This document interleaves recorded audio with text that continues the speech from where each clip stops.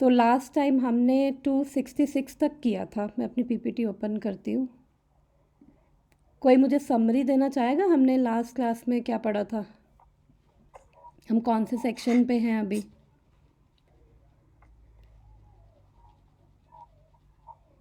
या फिर मैं ही देती हूँ, चलो एक बारी जो सिर्फ लास्ट सेक्शन की दूंगी, जो जिस पे अब अभी है। अभी हम सेक्शन 5 पे हैं। 254 से 272 में हम किसके बारे में बात कर रहे हैं? भगवान स्थित प्रज्ञा की बात कर रहे हैं। स्थित प्रज्ञा कौन है? स्थित यानी फिक्स, जिनकी बुद्धि फिक्स है। बिल्कुल। भगवान किसमें? में। बिल्कुल भगवान में फिक्स है। प्रज्ञा यानी इंटेलिजेंस। तो हमने 66 तक पढ़ लिया है। तो मैं एक बारी जो ये जो सेक्शन है एक्चुअली बुद्धि योगा वाला सेक्शन है।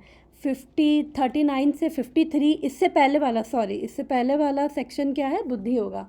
जब भगवान ने अर्जुन को बुद्धि योगा के बारे में बताया था, जो क्या था कि हम कैसे कर्म करें कि जिससे हमें पाप ना लगे। क्योंकि अर्जुन का फर्स्ट चैप्टर में एक रीज़न था ना लड़ने का कि मुझे पाप लगेगा। उसने 4 रीज़न दिए थे फर्स्ट चैप्टर में ना लड़ने के, और 5वां रीज़न उसका सेकंड चैप्टर में उसने दिया था।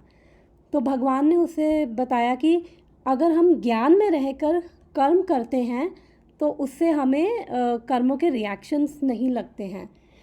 किस चीज़ के क्या क्या नॉलेज में, किस ज्ञान में रहकर, कि जब हम जानते हैं भगवान कौन है, हम कौन हैं, भगवान की क्या पोजीशन है और हमारी क्या पोजीशन है, हम भगवान के ही अंश है, पार्ट एंड पार्सल है।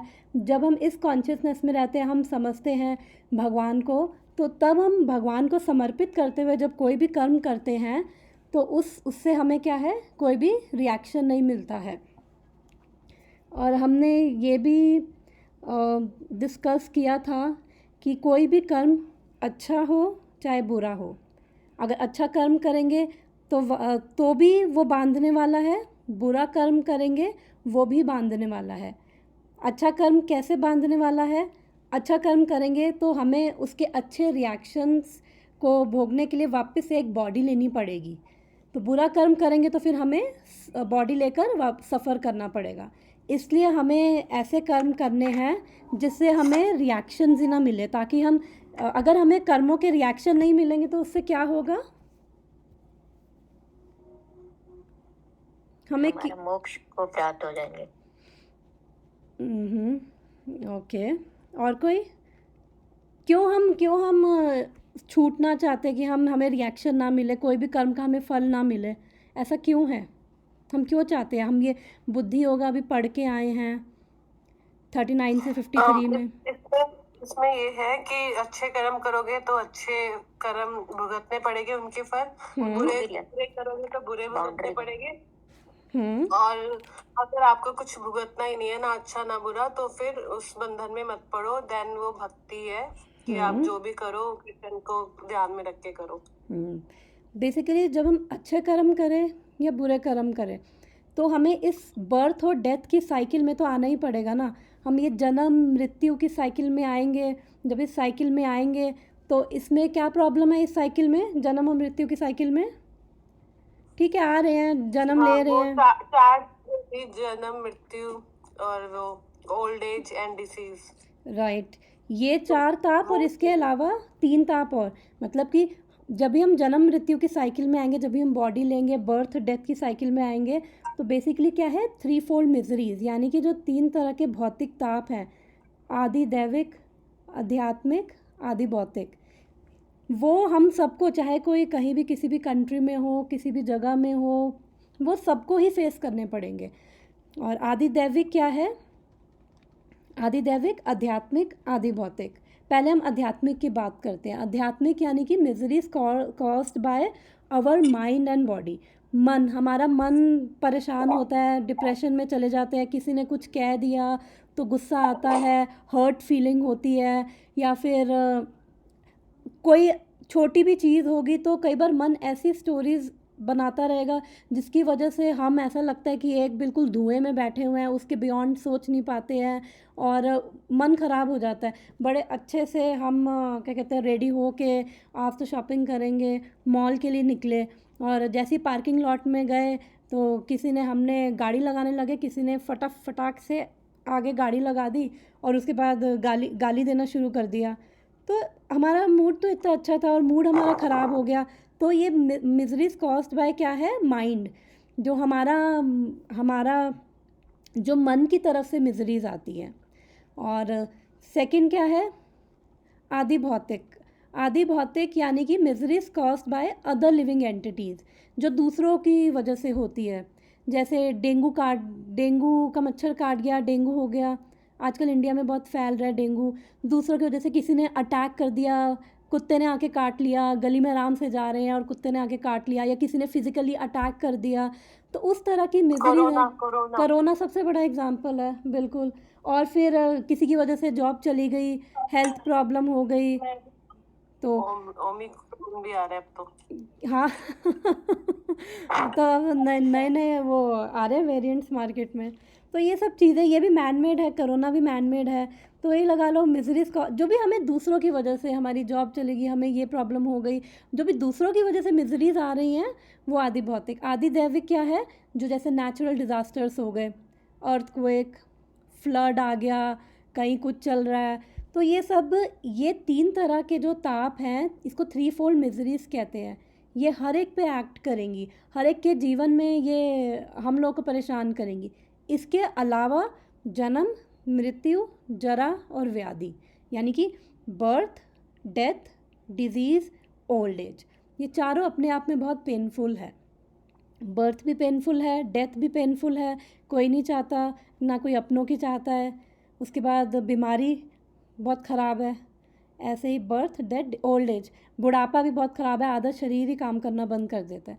तो ये 7 तरह के जो ताप हैं, ये सबके, अगर हम इस मटेरियल वर्ल्ड में हैं, इस भौतिक संसार में हैं, तो इन तापों से हम बच नहीं सकते हैं। मिजरीज हमें आएंगी। तो हमें इसलिए इस cycle of birth and death से एस्केप करना है, ताकि ये बॉडी ही ना हमें मिले, और बॉडी ना मिले उसके लिए हमें क्या करना है, जो ये उसके लिए हमें फिर भगवान से जुड़ना है, भगवद गीता सुननी है, चैंटिंग करनी है, समझना है कि एक्चुअली में भगवान कौन है, हम उनसे रिलेशनशिप कैसे बनाएं। तो हम वापस अपने सेक्शन पे आते हैं 254। उससे पहले एक चीज़, क्योंकि ये गूगल मीट है, मैं कुछ ना कुछ इसका ऑल्टरनेटिव देखूंगी। तो अब जब 5 मिनट रह जाएं तो मुझे एक बारी बता देना टाइम, हम वो डिसकनेक्ट करके वापस कनेक्ट करेंगे। तो अब हम वापस अपने सेक्शन पे आते हैं 254 से लेकर 272 तक। ये लास्ट सेक्शन है, ये है स्थित प्रज्ञा। तो अभी जब भगवान ने अर्जुन को बुद्धि योगा के बारे में भगवान बता रहे थे, तो अर्जुन सोच रहा था कि जो इस तरह का व्यक्ति होगा, जो बुद्धि योगा में होगा, बुद्धि योगा का क्या मतलब है, क्योंकि हम बड़ी बात करते हैं इसके बारे में।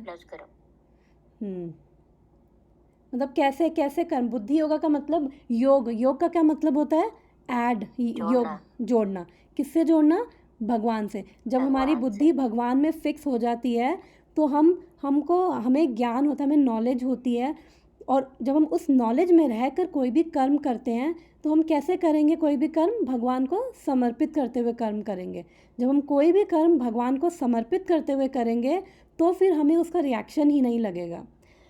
मैं इसका पहले भी एग्जांपल्स काफ़ी दे चुकी हूँ, एक बार दोबारा दे देती हूँ आज भी, कि जैसे हम ऑफिस में जा रहे हैं, अपने ऑफिस का काम कर रहे हैं, घर में खाना बना रहे हैं, या इवन कोई घर में झाड़ू मार रहे हैं, बर्तन धो रहे हैं, हम हर काम भगवान को समर्पित करते हुए कर सकते हैं। हमें केवल अपनी कॉन्शियसनेस को बदलनी है, हमें अपने कर्म नहीं बदलने। जो हमारी ड्यूटीज़ हैं, जो हमारे कर्म हैं, हरे कृष्णा, वो हमें करने हैं, लेकिन हमारी कॉन्शियसनेस किस चेतना में रह के करने हैं, कि भगवान की चेतना में, कि भगवान को समर्पित करते हुए कर रहे हैं। एक्चुअली ये थोड़ा सा डिफ़िकल्ट होता है, क्योंकि अभी हम लोगों को आदत नहीं है इस तरह से भगवान को, हम भूल जाते हैं। जनरली क्या होता है कि जब भी कोई काम करते हैं नहीं भगवान याद आते। और सबसे बड़ी वो कॉमेडी तो ये है कि इवन चैंटिंग करते हैं उस टाइम पे कृष्ण याद नहीं आते। सबसे बड़ी कॉमेडी तो हमारी लाइफ में ये है कि भगवान के नाम का जाप करते हुए भगवान ही याद नहीं आते हैं। तो हम क्या कर सकते हैं, हम बेबी स्टेप्स ले सकते हैं। तो हमें पता है कि अभी ठीक है, कोई बात नहीं, हमारा भी ये लेवल है, हम उसको एक्सेप्ट करते हुए कि ठीक है, तो हम क्या बेबी स्टेप्स लें, हम अपने आप को ये रिमाइंड करवाएं, जो भी काम कर रहे हैं, जैसे रसोई में खाना बनाने गए तो भगवान, ये एक लाइन मतलब बड़ी हेल्प करती है, अपने एक्सपीरियंस से बता रही हूँ, उसको हम ऐसे भगवान से बोल सकते हैं, हे भगवान, ये रसोई आपको समर्पित।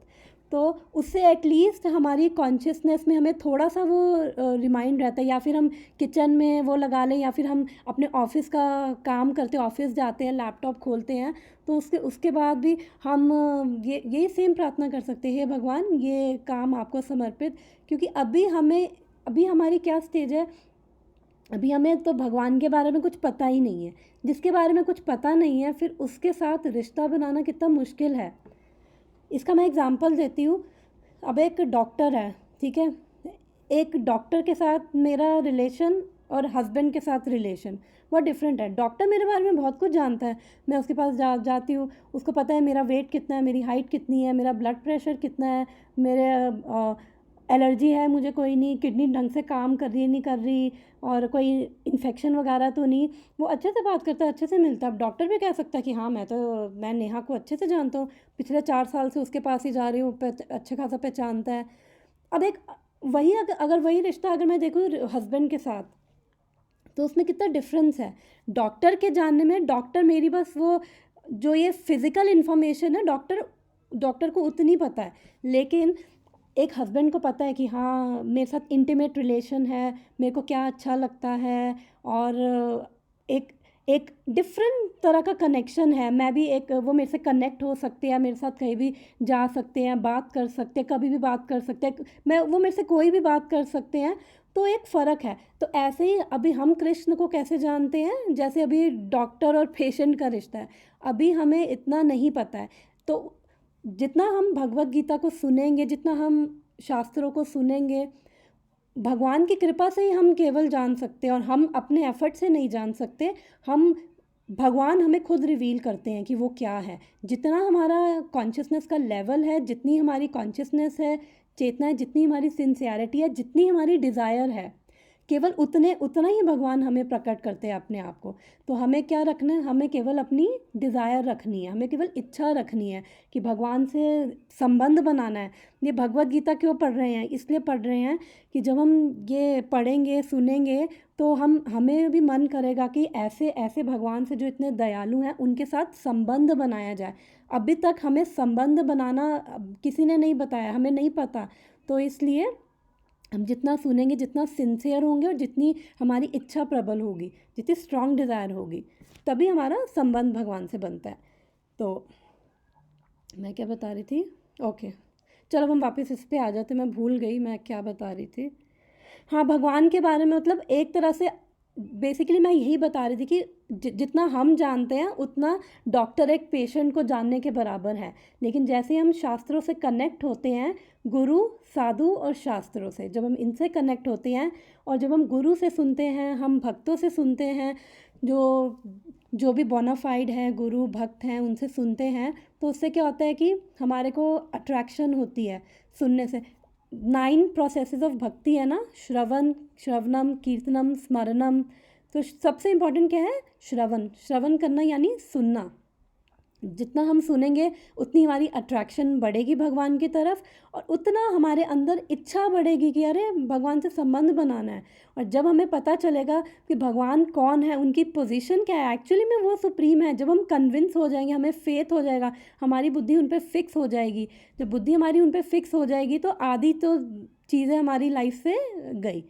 तो इसलिए जितना हम सुनने में सुनना है, चैंटिंग करना है, ये चीज़ें पैरेलल चलती हैं। अब हम आते हैं इस सेक्शन पे। 66 पे पहुंचने से पहले मैं एक बारी दे देती हूँ इस सेक्शन में क्या चल रहा है, एक बारी रिवीजन। तो 54 श्लोक, जो ये सेक्शन स्टार्ट हुआ था स्थिता प्रज्ञा का, 54 श्लोक में अर्जुन ने 4 क्वेश्चन पूछे थे भगवान से। अभी तक भगवान ने जब उसको 2.11 से 2.30 के बीच में ज्ञान दिया, तो भगवान ने उसे ज्ञान देने के बाद बोला कि भैया लड़ाई कर। फिर उसके बाद उसको 231 से 237 के बीच में जब कर्म कांडा के बारे में भगवान ने बताया, तब भी उसे बोला लड़ाई कर। फिर जब ये बुद्धि होगा 39 से 53 के बारे में जब भगवान डिटेल में एक्सप्लेन कर रहे थे, तो फिर भगवान ने उसको नहीं बोला कि तू लड़। तो वो सोच रहा था कि अच्छा, जो एकदम फिक्स है भगवान में, जो बुद्धि योगा में है, ये स्थित प्रज्ञा क्या है, उसकी इंटेलिजेंस फिक्स है भगवान में। वो ऑलरेडी बुद्धि योगा, वो भक्ति के लेवल पे है, टॉप मोस्ट भक्ति के लेवल पे है।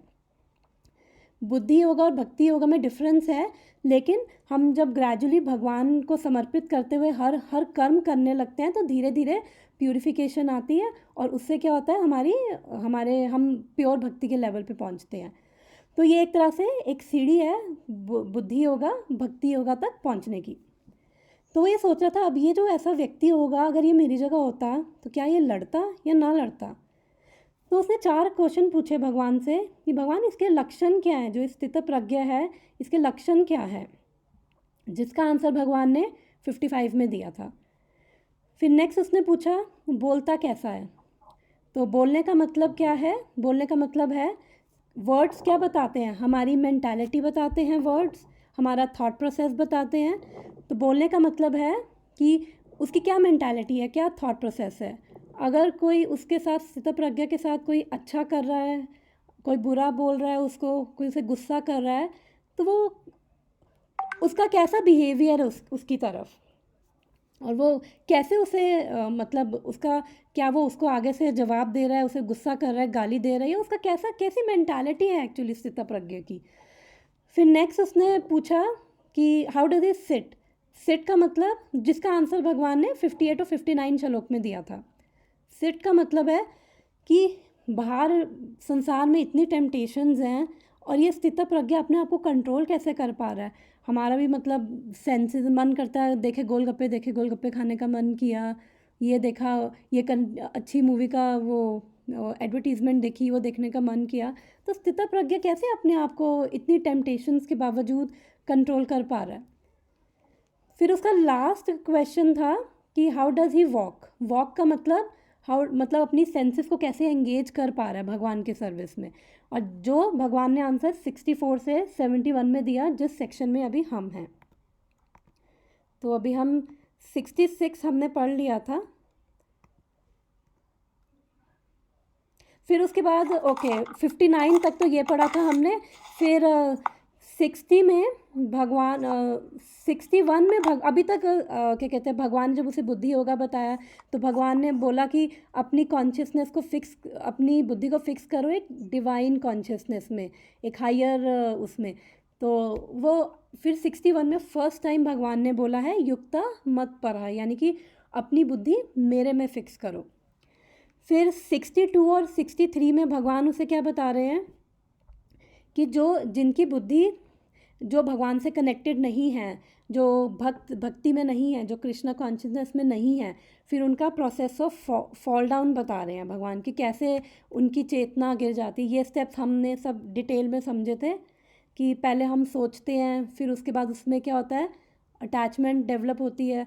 अगर मैं थोड़ा फास्ट जा रही हूँ तो प्लीज़ मुझे रोक के मुझे बता देना, मैं दोबारा वो चीज़ एक्सप्लेन कर दूँगी, क्योंकि मैं अपने फ़्लो में जाती हूँ, फिर मैं भूल जाती हूँ, मतलब कई बार थोड़ा तो रोक देना मेरे को, जहाँ पे भी लगे थोड़ा फास्ट हो तो मेरे को बता देना।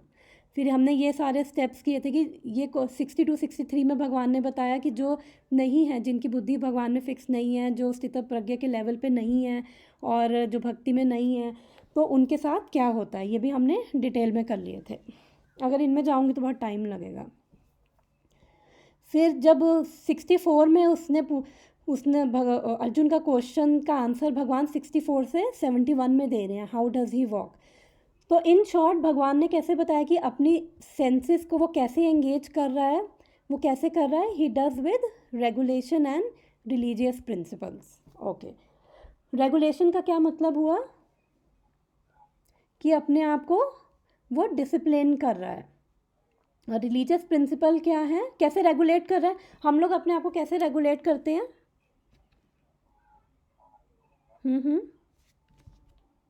कोई बताएगा। हम ये डिस्कस कर चुके हैं रेगुलेशन और रिलीजियस प्रिंसिपल्स, वो कैसे करता है। अभी ये हम पढ़ेंगे 64 से, अब ये आगे यही सब पढ़ेंगे, कैसे वो एंगेज कर रहा है अपनी सेंसेस को। तो रेगुलेशन का मेरे को लगता है सारा गोल हो जाता है पीछे का। रेगुलेशन का मतलब मैंने क्या बताया था कि जो ये प्रभुपाद ने हमें 4 नियम दिए हैं एक्चुअली, वो 4 नियम क्यों दिए हैं हमें, कोई रीज़न बताएगा मुझे, यही 4 नियम क्यों दिए हैं? ये इसलिए दिए ताकि अगर कोई बंदा बिल्कुल ही कहते हैं ना इनडिसिप्लिन में है, तो अगर ये वो फॉलो करेगा तो थोड़ा डिसिप्लिन में आ जाएगा, और थोड़ा जैसे तामसिक में है या रजो गुण में है तो उससे उसको हेल्प मिलेगी सतोगुण की में आने में। तो वो मतलब ये है कि नीचे से थोड़ा ऊपर आए, इसलिए वो रेगुलेशंस है और रिलीजियस प्रिंसिपल है। हाँ वो तो है कि हम अपने आप को, क्योंकि देखो कोई भी डिसिप्लिन की कितनी वैल्यू है, हम कोई भी अगर किसी को ओलंपिक जीतना है, कोई एथलीट है तो वो क्या करेगा, उसको जाके वो अगर उसको भागना है, वो उसे रेसिंग फॉर एग्जांपल हम रेसिंग या कोई भी स्पोर्ट ले लो, तो वो जाके अगर उसे भागना सबसे पहले क्या करेगा, उसके पास एक पर्पस है तो वो सबसे पहले अपनी डाइट कंट्रोल करेगा। वो मार्केट जाके फिर गोलगप्पे नहीं खाएगा, चाट पकौड़ी जलेबियाँ ये सब नहीं खाएगा, उसकी एक बड़ी रेगुलेटेड डाइट होगी और उसका एक टाइम होगा कि उसको इस टाइम पे ये खाना है और इस टाइम पे उसको एक्सरसाइज करनी है। वो अपना एक पूरा स्केड्यूल बनाएगा और वो रेगुलेशन के साथ, वो ऐसे नहीं कुछ भी उठा के खा रहा है, तो प्रॉपर उसका भी अपना एक डाइट प्लान बनाएगा। ऐसे ही एक्चुअली में जो ये 4 नियम हैं, मैंने पहले भी बताया था, ये क्या है, धर्म के 4 पैर हैं। तो ये हम बहुत बेसिक हैं। धर्म के 4 पैर क्या हैं, कोई बताएगा मुझे?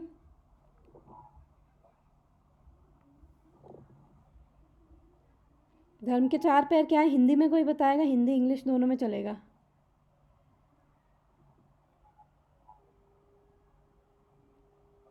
धर्म के 4 पैर हैं, सत्यता, पवित्रता, दया, तपस्या। तो प्रभुपाद ने जो ये 4 नियम दिए ना, ये इन्हीं की वजह से दिए। एटलीस्ट जब हम 4 नियम का फॉलो करेंगे तो एटलीस्ट हम धार्मिक लेवल पे तो आएंगे, हम थोड़े से तो धार्मिक होंगे। ये प्रभुपाद बोलते थे जो ये 4 नियम फॉलो कर रहे हैं वही इंसान कहलाने लायक हैं। तो 4 पैर क्या है, मैं एक बार एक्सप्लेन कर देती हूँ, पहले कर चुकी हूँ। इंग्लिश में हम क्या बोलेंगे, ऑस्टेरिटी, क्लेanलीनेस, ट्रुथफुल, काइंडनेस। तो 4 प्रभुपाद ने क्या नियम दिया है, पहला नियम क्या है, नो स्मोकिंग, नो इंटॉक्सिकेशन, मतलब कोई भी शराब, दारू, सिगरेट कुछ भी नहीं।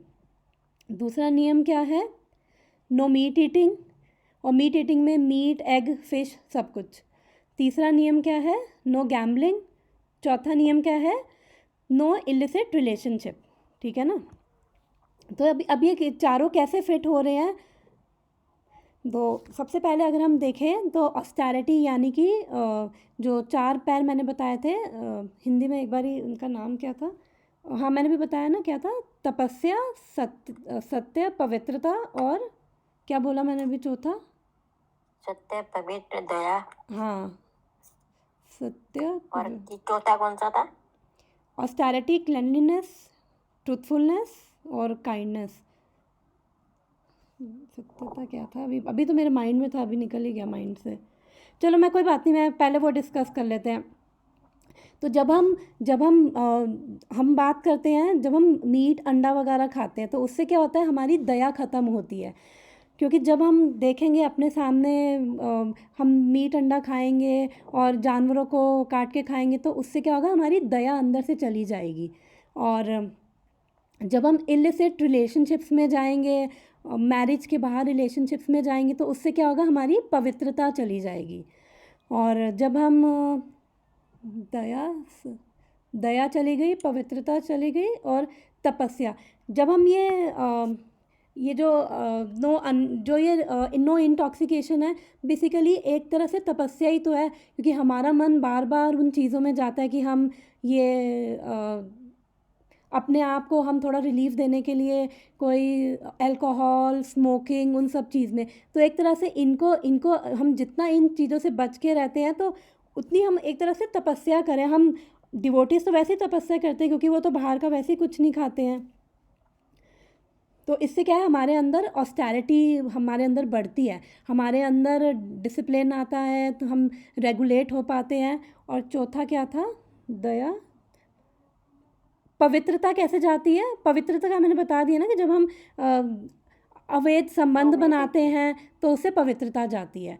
तो ये 4 जो नियम हैं, मैं एक बार ये नेक्स्ट क्लास में दोबारा से क्या कहते हैं देख के, थोड़ा वो मेरे दिमाग से निकल गए थे, तो थोड़ा सा देख के मैं इनको दोबारा से बता दूँगी। एक सेकेंड मैं बताती हूँ। तो इन 4 नियम जो ये प्रभुपाद ने 4 नियम दिए हैं, अगर हम उन 4 नियम का फॉलो करेंगे तो उससे क्या होगा, हम रेगुलेटेड रहेंगे। ये है ऑस्टेरिटी यानी तपस्या, क्लेanलीनेस, मर्स और ट्रूथफुलनेस, ये 4 हम कर चुके हैं। तो जब हमें धर्म के 4 पैर फॉलो करेंगे, अगर एक भी पैर टूटेगा तो हम फिर वो धर्म के लेवल से नीचे आ जाएंगे। और हम जब ये हम 4 नियम फॉलो करेंगे तो उससे क्या होगा, हम सतोगुण में आएंगे। जब हम सतोगुण में आते हैं, और सतोगुण में ही हम केवल भगवान का नाम सुन सकते हैं। बिकॉज जो बड़े पैशनेट हैं, जो रजोगुनी हैं, जो तमोगुनी हैं, उनके लिए बहुत मुश्किल होता है। मुश्किल क्या, उनके लिए ऑलमोस्ट इम्पॉसिबल है भगवान का नाम सुनना, कृष्ण के बारे में सुनना, भगवत गीता क्लासेस अटेंड करना। अगर उनको ज़बरदस्ती बिठा भी दिया जाए तो उनको फ्रस्ट्रेशन फील होगी। इवन भगवान का नाम तो बहुत पावरफुल है, और चाहे हमें समझ आए ना आए भगवत गीता, वो नाम वो अपनी क्लीनिंग हमारी कर रहा है, अंदर से हमारी कॉन्शियसनेस की क्लीनिंग कर रहा है। तो अब यहाँ पे हम क्या बात कर रहे थे, रेगुलेशंस। हम अपने आप को रेगुलेट कैसे करेंगे, डिसिप्लिन कैसे करेंगे, इन 4 नियमों को हम जब फॉलो करेंगे तो हम अपने आप को रेगुलेट करेंगे। और रिलीजियस प्रिंसिपल्स क्या हैं, रिलीजियस प्रिंसिपल्स यानी कि चैंटिंग करना, भगवान के बारे में सुनना, जो ये 9 प्रोसेसेस ऑफ भक्ति हैं, वो सारे रिलीजियस प्रिंसिपल्स ही एक तरह से मेन है। श्रवण, कीर्तनम, स्मरणम, वो सब चीज़ें 9 जो प्रोसेसेस हैं वो सारे उनको फॉलो करना, जिसमें से मेन है चैंटिंग, शास्त्रों की रीड करना, और भगवान को याद करना, भगवान के पास टाइम सुनना, उनके बारे में सोचना, भगवान के नाम का जाप करना, ये भगवत गीता सुनना, श्रीमद् भागवतम सुनना। तो ये सारे 4 नियम हैं। तो वो कैसे एंगेज करते हैं, बिकॉज अगर हम बात करें माइंड कंट्रोल की, जनरली बात करते हैं ना, सेंस कंट्रोल, माइंड कंट्रोल, तो अर्जुन 6th चैप्टर में भगवान को बोल रहा है कि भगवान उसे ना अष्टांग योग के बारे में बता रहे हैं कि अष्टांग योग करने के लिए एक सेक्लूडेड प्लेस पे चले जाओ, और ऐसे सिटिंग पोस्टर होना चाहिए, बिल्कुल माइंड कंट्रोल, ये सब भगवान ने इतना उसको लोड कर दिया वो बता के। फिर अर्जुन कह रहा है कि भैया भगवान, ही मेरे बस की बात नहीं, माइंड को कंट्रोल करना, आप माइंड कंट्रोल करने को कह रहे हो। जबकि अर्जुन का लेवल और हमारे लेवल में बहुत डिफरेंस था। अर्जुन तो बहुत ही लगा लो बहुत ही प्योर कॉन्शियसनेस का था और भगवान का भक्त था, उसके लिए तो फिर भी पॉसिबल था। पर वो कह रहा है कि मैं माइंड नहीं कंट्रोल कर सकता। तो हमें कंट्रोल नहीं करना है, माइंड कंट्रोल हम कर ही नहीं सकते, हमारी उतनी कैपेसिटी भी नहीं है, कैपेबिलिटी भी नहीं है। हमें माइंड कंट्रोल पे फोकस नहीं करना है, हमें किस पे फोकस करना है, अपने माइंड को एंगेज करने में। जैसे एक बंदर है, कभी इधर बैठेगा कभी उधर बैठेगा, वो स्टिल बैठ ही नहीं सकता है। उसको बोल दो कि एक चेयर पे बैठ जा भैया, नहीं बैठ पाएगा, वो कभी इधर फुदकेगा, कभी उस कमरे में, कभी उस कमरे में, कभी तबाही मचाएगा। तो हमारा मन भी बंदर की तरह है। तो हमें क्या करना है, हमें उसको एंगेज करना है, पॉजिटिवली एंगेज करना है। जितना हम उसको एंगेज करके रखेंगे सेवा में, और उतना ही वो जितना एंगेज रहेगा उतना ही ठीक रहेगा। अदरवाइज़ कंट्रोल करना तो अभी इस लेवल पे पॉसिबल नहीं है। हाँ, स्थित प्रज्ञा जो है वो कंट्रोल कर पा रहा है, उसके लिए पॉसिबल है। तो हमने 64 में ये पढ़ा था, वो जो स्थित प्रज्ञा है वो क्या है, अटैचमेंट, वो फ्री है अटैचमेंट एवर्जन से। और ये भी हमने डिस्कस किया था अटैचमेंट और एवर्जन क्या होता है, और वो सेंसेस कैसे कंट्रोल कर रहा है, वो 4 नियमों से। जो ये 4 नियम हैं ये हमें बेसिकली प्रोटेक्ट कर रहे हैं, हमें डिसिप्लिन कर रहे हैं। हमें कहीं ना कहीं, अगर हमें इवन इस भौतिक संसार की भी कोई चीज़ चाहिए है तो हमें अपने आप को क्या कहते हैं, हमें अपने आप को डिसिप्लिन करना ही पड़ता है। एक अगर कोई पेशेंट है, बीमार है, डॉक्टर उसे बोल रहा है कि आपको मीठा बंद है, फ्राइड बंद है, तो अगर उसको ठीक होना है तो उसको मीठा और फ्राइड उसको छोड़ना ही पड़ेगा। अगर वो नहीं छोड़ेगा तो वो प्रॉब्लम में पड़ेगा। तो हमें जो भी हम कर रहे हैं फ़िलहाल इस लेवल पे हम ये समझ सकते हैं, हम जो भी कर रहे हैं हम भगवान को समर्पित करते हुए करें। हम ये याद रखें, क्योंकि हमें याद नहीं आता है, जब भी कोई काम करते हैं हम भूल जाते हैं, अच्छा भगवान को भी समर्पित करना है। पर कोई बात नहीं, ये कांस्टेंट प्रैक्टिस से आएगा। जितना हम वो उस कॉन्शियसनेस में रहेंगे कि हाँ हमें भगवान को समर्पित करना है, हम सुनेंगे जितना भगवान के बारे में, फिर हमें वो रिमाइंडर भगवान देते रहते हैं, भगवान दयालु हैं। फिर हमने ये पढ़ लिया था वो कैसे कंट्रोल करता है सेंसेस, रेगुलेशंस और रिलीजियस प्रिंसिपल से। और जब वो ऐसा करता है तो क्या होता है, भगवान की कृपा मिलती है, उसको मर्सी मिलती है। फिर नेक्स्ट में हमने पढ़ा था जब भगवान की कृपा मिलती है, 65 में पढ़ा था, जब भगवान की कृपा मिलती है तो उससे क्या होता है, complete satisfaction of senses and consciousness. हमारे अंदर एक जो खालीपन होता है ना, वो एक तरह से भरने लग जाता है। अभी क्या है, हमारे अंदर खालीपन है, थोड़ा फ्रस्ट्रेशन है हमारे अंदर। तो जब जो हमारे अंदर खालीपन है, तभी तो हम कभी ये सोचते हैं अच्छा अब ये कर ले, अब टीवी देख ले, अब वो कर ले, ये एक मूवी देख ली, अरे यार अब दूसरी वेब सीरीज़ देख लो, क्योंकि वो अंदर इतना खालीपन है और इतना सूनापन है, वो इतना हम इतना रेस्टलेस हो जाते हैं, हम हैंडल नहीं कर पाते हैं। तो फिर हमें कुछ ना कुछ चाहिए होता है कि अच्छा चलो ये कर लो, ये कर लो, ये कर लो। तो लेकिन जो स्थित प्रज्ञ है, जो ऐसी कॉन्शियसनेस वाला है, उसको जो भगवान की कृपा मिलती है तो अंदर जो वैक्यूम क्रिएट हुआ है, उसको वो खालीपन नहीं फील होता, उसको बहुत सेटिस्फैक्शन फील होती है। दूसरा क्या है, 3 मिजरीज उसकी एग्जिस्ट नहीं करती है, उसको चली जाती है। जो अभी हमने 3 मिजरी अभी बात करी थी, आदि दैविक, आदि भौतिक, आध्यात्मिक, ये तीनों मिजरीज उसके जीवन से चली जाती हैं। देखो कितनी बड़ी बात है। Intelligence is soon well established, उसकी जो बुद्धि है भगवान में फिक्स हो जाती है। ये भगवान की कृपा से होता है। और ये 64 में हमने पढ़ा कि भगवान की कृपा कैसे होगी, जब हम रेगुलेशन से और रिलीजियस प्रिंसिपल्स फॉलो करेंगे। ऐसा नहीं है, हमारे अंदर कैपेसिटी नहीं है कि हम पूरे बहुत कुछ करें, लेकिन जब हम सिंसियरिटी दिखाते हैं ना और हमारे अंदर इच्छा होती है ना, तो भगवान को अच्छा लगता है और भगवान पूरे अरेंजमेंट करते हैं कि अच्छा ये इंटरेस्टेड है, ये सिंसियर है, तो भगवान उसके जीवन में भक्त भेजते हैं। तो जब हमारे जीवन में भक्त आते हैं, इसका मतलब है भगवान की कृपा है। और ऐसे भक्त जिनकी कृपा से और जिनके साथ रहकर जिनसे इंस्पायर होकर हम आगे बढ़ते हैं, ऐसे भक्त जब हमारे जीवन में आए ना, तो सोचो ये भगवान की कृपा है। क्योंकि रामायण में भी है कि बिना हरि कृपा संत नहीं मिलते, भगवान की कृपा के बिना संत नहीं मिलते, यानी कि डिवोटीज नहीं मिलते। और जब हमें और ऐसे डिवोटीज मिलना कि जो हमें रियली हमारी कृष्णा कॉन्शियसनेस में हेल्प कर रहे हैं, हमारे को पूरे हार्ट से हमें मोटिवेट कर रहे हैं, इंस्पायर कर रहे हैं, अपने एग्जाम्पल के द्वारा इंस्पायर करने हैं, और उनके साथ हमारा लविंग रिलेशनशिप है, ऐसे डिवोटीज़ मिलना भी बहुत मुश्किल है। एक्चुअली बहुत फॉर्चुनेट होते हैं जब हमें ऐसे डिवोटीज़ मिलते हैं। और ऐसे डिवोटीज़ कब मिलते हैं, जब भगवान देखते हैं कि इसकी सिंसियर डिज़ायर है, इसको बहुत सिंसियर है, ये अपनी तरफ से पूरी कोशिश कर रहा है। भले ही हम पूरी कोशिश कर रहे हैं और हम सक्सेसफुल ना भी हो चलेगा, लेकिन जो हमारा सिंसियर एफर्ट ही काफ़ी है, हमारी वो इच्छा काफ़ी है, उसी में ही भगवान पूरा अरेंजमेंट बनाते हैं। फिर भगवान हमें ऐसे भक्तों से जोड़ते हैं। चलो ऐसे जब वो भक्त मिलते हैं तो फिर हम एक तरह से और सीढ़ियाँ चढ़ने लग जाते हैं, वो भक्ति की सीढ़ियाँ, वो हमें हेल्प करते हैं, वो हमें इंस्पायर करते हैं।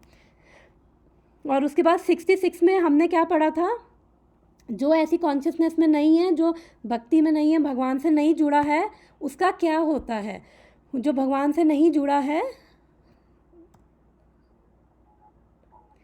फिर हमने उसके बारे में पढ़ा था। अब हम 67, आज केवल 67 कर लेंगे 15 मिनट में, 15 मिनट रह गए हैं क्योंकि हमारा रिवीजन में टाइम चला गया।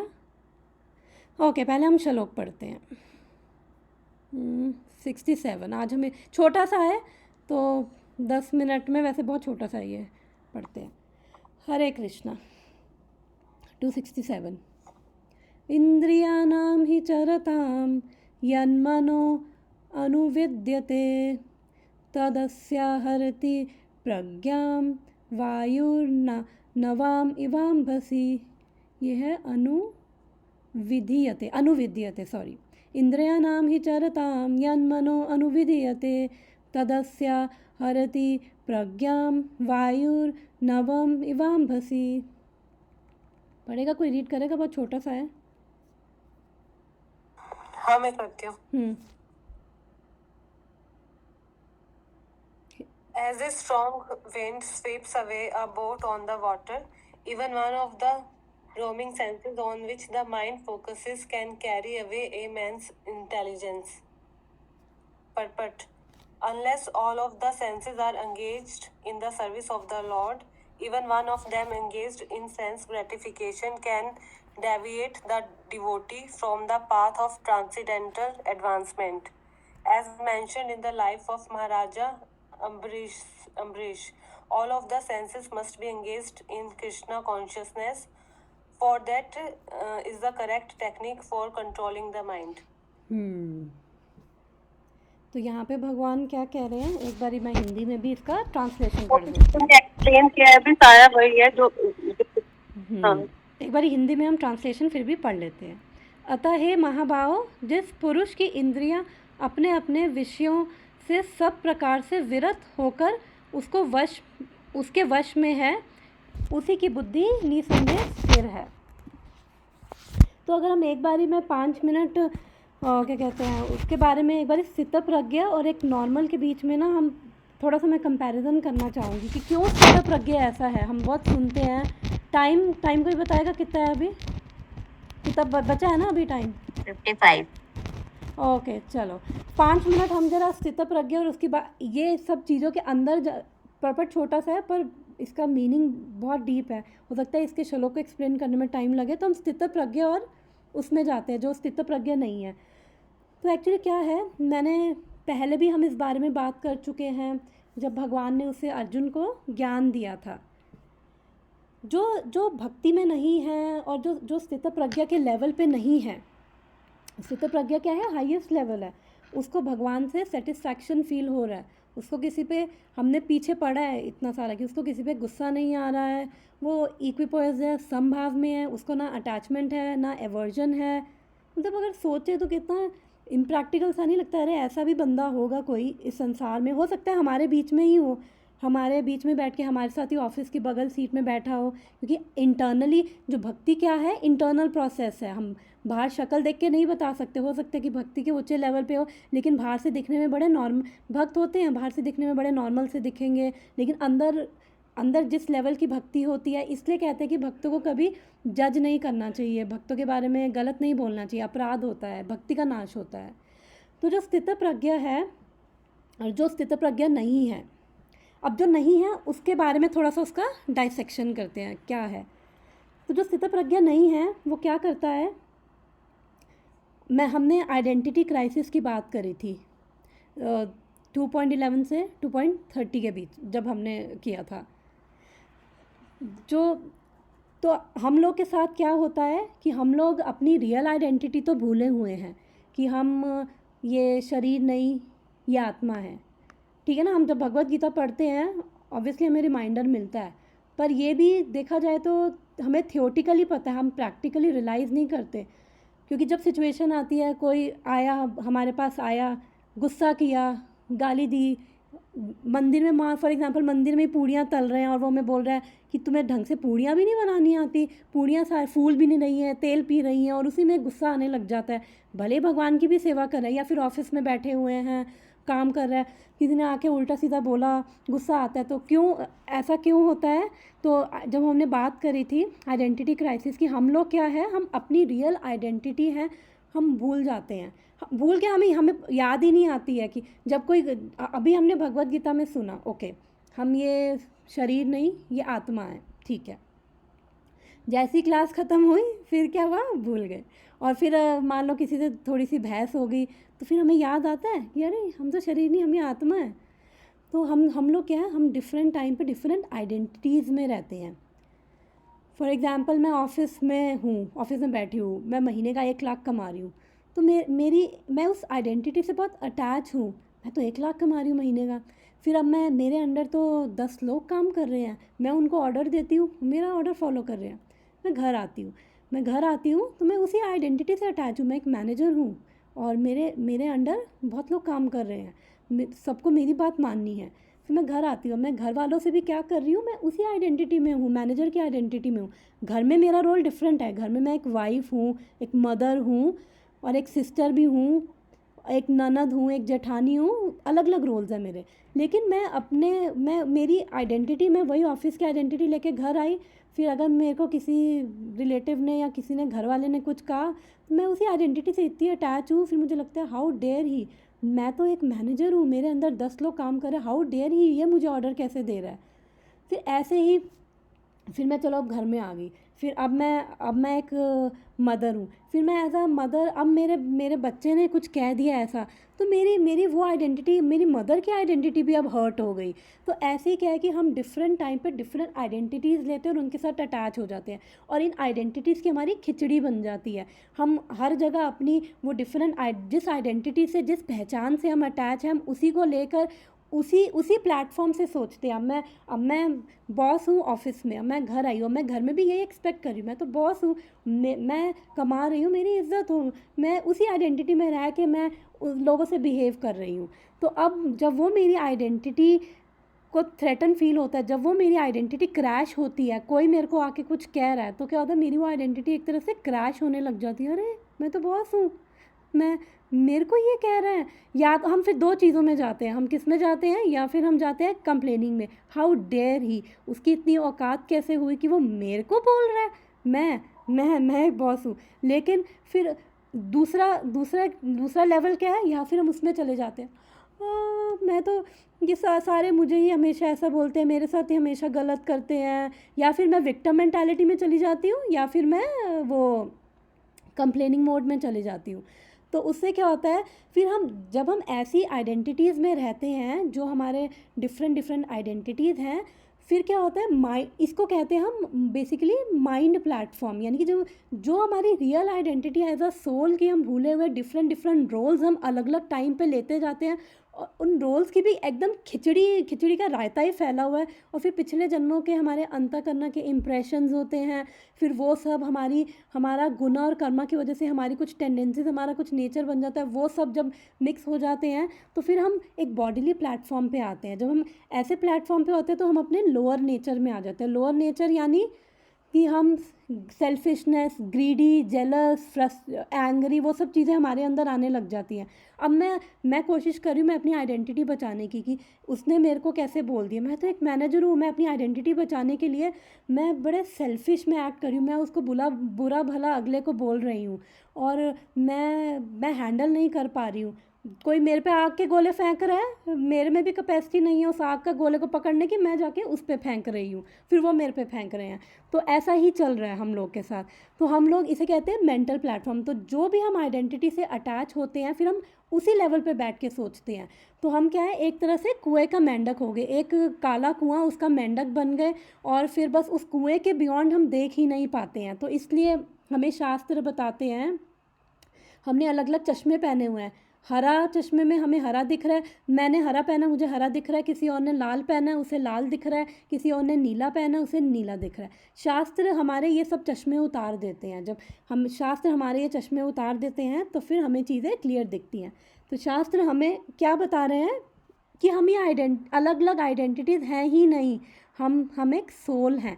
और सोल क्या है, हमने जो धर्म के बारे में पढ़ा था, सनातन धर्म, सोल का धर्म क्या है, भगवान की सेवा, और हम भगवान के अंश हैं। और हम जब भगवान से जुड़ेंगे तो ही हम सेटिस्फैक्शन फील करेंगे। और इवन 66 में आई थिंक हम पढ़ के आए हैं, कैसे खुशी कैसे मिलेगी हमें, हैप्पीनेस कैसे मिलेगी।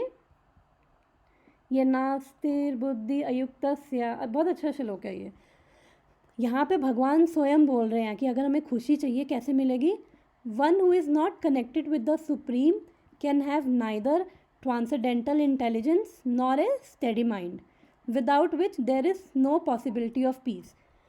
जो भगवान से, यानी कि जो भगवान से कनेक्टेड नहीं है, उसकी बुद्धि भी फिक्स नहीं होगी, मन भी शांत नहीं होगा, और जब मन भी शांत नहीं होगा तो फिर हमें शांति नहीं होगी, और उसके बिना हमें हैप्पीनेस कैसे मिलेगी। इसका मतलब यहाँ पे भगवान क्या बता रहे हैं, जब तक हम भगवान से कनेक्ट नहीं होंगे तब तक हमें हैप्पीनेस मिल ही नहीं सकती है। तो इन शॉर्ट यही श्लोक लगा लो, पूरा सार है, मतलब सार नहीं है भगवत गीता का, बट यहाँ पे भगवान ने बता दिया है। फिर 5.29 में भगवान बताएंगे पीस फॉर्मूला, उसको और डिटेल में हम पढ़ेंगे। तो इन शॉर्ट यहाँ पे भगवान बता रहे शांति कैसे मिलेगी, मेरे से कनेक्ट होके। क्यों? क्योंकि एक मशीन का पुर्जा है, एक स्क्रू है, मशीन से जब नीचे गिर जाता है उसकी कोई वैल्यू नहीं है, लेकिन जब मशीन से जुड़ता है ना तो तभी उसकी वैल्यू होती, तभी वो कंट्रीब्यूट कर पाता है। तो हम भी वही मशीन के पुर्जे हैं, जो हम भगवान से जुड़ते हैं तभी हमारी वैल्यू होती है। तो जो स्थित प्रज्ञा है वो इन आइडेंटिटी से फ्री है। वो किस आइडेंटिटी में है? अपनी रियल आइडेंटिटी में है कि मैं एक आत्मा हूँ, और वो स्वरूप सिद्ध है। स्वरूप सिद्ध यानी स्वरूप यानी हम जानते हैं, हम इस्कॉन में बहुत सुनते हैं कि हम सब भगवान के धाम से आए हैं। हम सब भगवान के धाम से आए हैं। हम सबका एक एक जीव का, एक एक लिविंग एंटिटी का भगवान के साथ पर्सनल रिलेशनशिप रहा है हम लोग का। तो उसको पता है कि उसका क्या, वो स्पिरिचुअल वर्ल्ड में उसकी क्या धीरे धीरे हमें रिवील होता है। हम जब उस लेवल पे पहुंचेंगे, भक्ति करेंगे, तो हमें भी अपना स्वरूप, हमें भी अपनी पोजीशन वो होगी। आई थिंक टाइम हो रहा है क्या? हाँ नेहा, 10 मिनट्स दिखा रहा है अभी। चलो हम 10 मिनट्स में फिर ख़त्म कर देते हैं इसको, ठीक है? फिर नेक्स्ट टाइम पढ़ लेंगे हम। और नेक्स्ट टाइम से प्लीज़ टाइम पे आ जाएगा, क्योंकि गूगल मीट है ना, फिर ये 1 घंटे में ख़त्म कर देता है। तो जो स्थित प्रज्ञा है वो अपनी रियल आइडेंटिटी में है, अपनी रियल कॉन्स्टिट्यूशनल पोजीशन में है। उसको पता है कि मैं आत्मा नहीं, मैं आत्मा हूँ, मैं शरीर नहीं हूँ। और मैंने पिछले बहुत जन्मों से केवल ये शरीर ही धारण कर रहा हूँ, अलग अलग बॉडीज़ चेंज कर रहा हूँ। हम लोग एटलीस्ट हम लोग को थियोटिकल पता है। धीरे धीरे हमें थियोटिकल पता होगा, और हम बार बार जब ये चीज़ सुनेंगे ना, भगवान की कृपा से हमें वो प्रैक्टिकली फील होने लगेगा। तो स्थित प्रज्ञा क्या करता है? जब उसको कोई गाली देता है, उसको कोई गुस्सा करता है, तो वो अपनी उस आइडेंटिटी में नहीं आता। वही देखता है, अरे मैं तो सोल हूँ। और सोल क्या है? हमने पहले डिस्कस किया था, सत चित आनंद। क्यों, कैसे है? जो ब्रह्म संहिता में भगवान क्या कह रहे हैं? ईश्वर परमा कृष्ण सच्चिदानंद विग्रह आदिर अनादिर गोविंद सर्व कारण कारणम, कि जो भगवान है वो सच्चिदानंद विग्रह है, तो हम उनके अंश हैं। तो हम भी सच्चित आनंद है। सत्य यानी कि हम एटर्नल है, सनातन है। चित यानी नॉलेजेबल है। आनंदमय, हम भी आनंदमय हैं। बस अभी हमारा जो आनंद है, अभी हमने उसको वो कवर्ड है, अभी हम उसको फील नहीं कर पा रहे हैं। हम अपने आप में बहुत ब्लिसफुल हैं। हम लोगों को बाहर अपना वैक्यूम भरने के लिए, अपना खालीपन भरने के लिए बाहर की ज़रूरत नहीं है। लेकिन अभी हमें इस लेवल पे फील होता है, बिकॉज अभी हमारे अंदर वो कवर्ड है वो सब चीज़ें। जैसे हम शास्त्र पढ़ते हैं, जितना हम सिंसियर होते हैं, भगवान के नाम का जाप करते हैं, तो धीरे धीरे क्या होता है, हमें ये सब हम प्रैक्टिकली रियलाइज़ करने लग जाते हैं।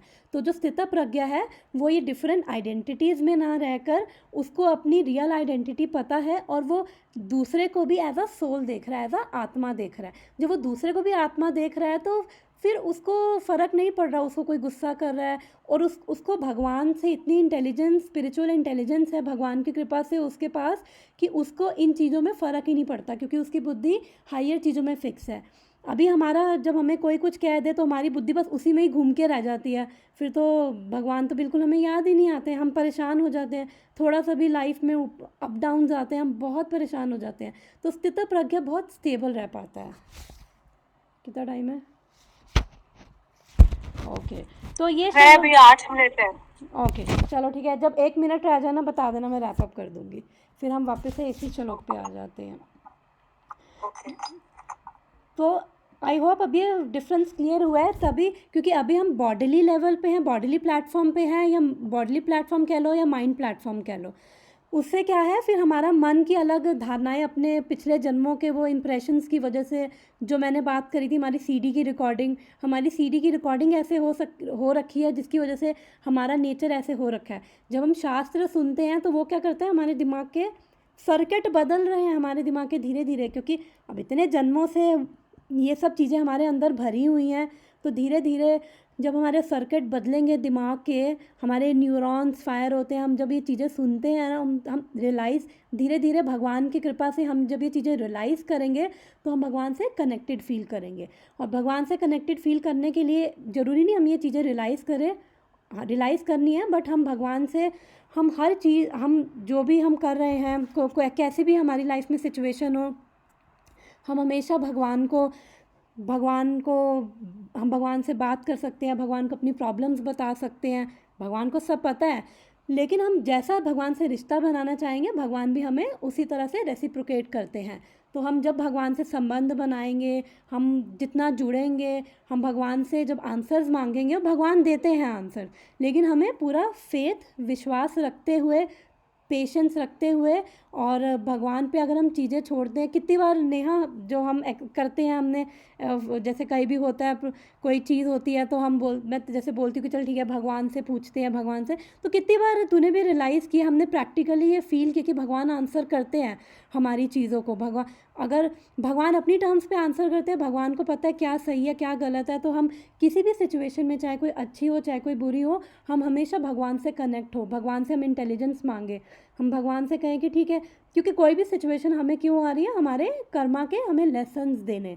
तो जब हम वो चीज़ें रियलाइज़ करते हैं, हमारे अंदर धीरे धीरे प्यूरिफिकेशन आती है। और ये प्यूरिफिकेशन भी अपने आप में बहुत बड़ा टॉपिक है, अभी इसको नहीं छेड़ूंगी मैं। तो हम श्लोक पे आते हैं। तो यहाँ पे भगवान क्या कह रहे हैं कि यहाँ पे एक तरह से भगवान वार्निंग दे रहे हैं कि जिस पुरुष की इंद्रियां अपने मतलब अगर एक भी इंद्रियां हमारी एक भी सेंस एंगेज नहीं है, तो क्या होता है उससे, वो कितनी पावरफुल है। जैसे एक भगवान ने यहाँ पे देखिए एक नाव को एक जो विंड है वो बहा के ले जाती है, वैसे अगर एक भी सेंसेस थोड़ी सी ढीली पड़ी तो फिर हमारी बुद्धि को वो खींच के ले जाती है। तो अगर कहोगे तो हम दोबारा कनेक्ट करके ये डिस्कस कर लेंगे, अदरवाइज़ हम नेक्स्ट वीक ये वाला श्लोक हम नेक्स्ट वीक 67 और हम 68 नेक्स्ट वीक ले लेंगे, और इसको थोड़ा मैं डिटेल में हम डिस्कस करेंगे। अभी थोड़ा पीछे का बैकग्राउंड मैंने दिया था, क्योंकि जब हमें ये चीज़ें अगर हमें करनी है तो हमें थोड़ा सा पता होना चाहिए कि वो कैसे हैंडल कर रहा है, स्थित प्रज्ञा किस कॉन्शियसनेस में है, तो थोड़ा इसलिए मैंने वो दिया इसका बैकग्राउंड। अगर किसी का कोई क्वेश्चन है तो ठीक है, मतलब पूछ लो, अदरवाइज़ हम नेक्स्ट वीक ये दोनों हम 67 68 हम डिटेल में डिस्कस करेंगे। थोड़ा सा लंबा है इसकी एक्सप्लेनेशन, तो हम डिटेल में डिस्कस करेंगे। और प्लीज़ टाइम पे आ जाया करो, क्योंकि फिर ये गूगल हमें पूरा 1 घंटा भी नहीं देता है। तो अब मैं क्लास को खींचना नहीं चाहती, तो इसलिए मैं अपनी ये स्क्रीन शेयरिंग बंद कर देती हूँ। हाइड क्यों कर रहा है, स्टॉप शेयरिंग, ओके। तो अगर सब साइलेंट है तो फिर मेरे को ये समझ आ रहा है कि किसी का कोई क्वेश्चन नहीं है आज के सेशन में। और अब क्योंकि आज के सेशन में वैसे भी हमने जस्ट वही पुराना ही डिस्कस किया, अभी कुछ नया नहीं डिस्कस किया, तो ठीक है फिर। Thank you everyone, thank you for joining. अपनी रिकॉर्डिंग बंद कर